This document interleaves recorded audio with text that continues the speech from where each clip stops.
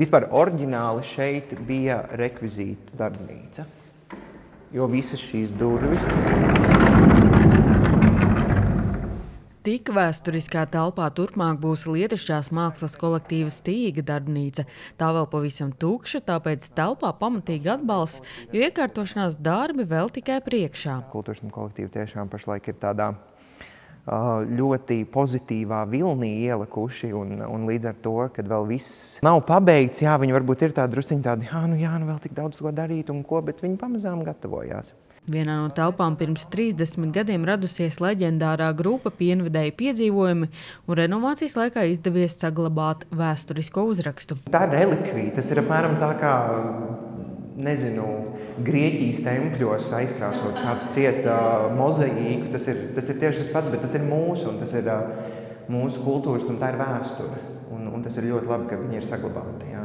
Man nekad nav bijis bail no augstuma. Tā ir labā īpašība īstenībā. Strādājot kultūras namā, tas ir ļoti labi, jo uznākot uz 5. stāva šņurbēniņiem, tu nedrīkst baidīties. Tā Edgars Vesmanis rāda, kā nostiprināt arī bēniņi. Sabils kultūras nama skatuve ir lielākā Talsu novadā.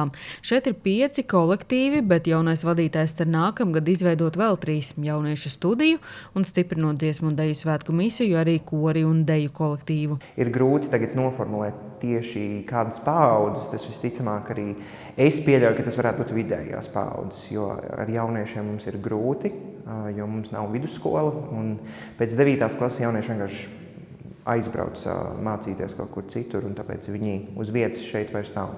Būtu grūti noturēt kolektīvu, ja viņš visu laiku mainītos. Namu slēdza 2018. gadā, bet atjaunošana sākās 2021.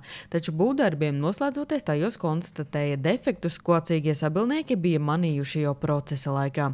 Solījumi namu atvērt arvien tika atlikti, meklējot risinājumu.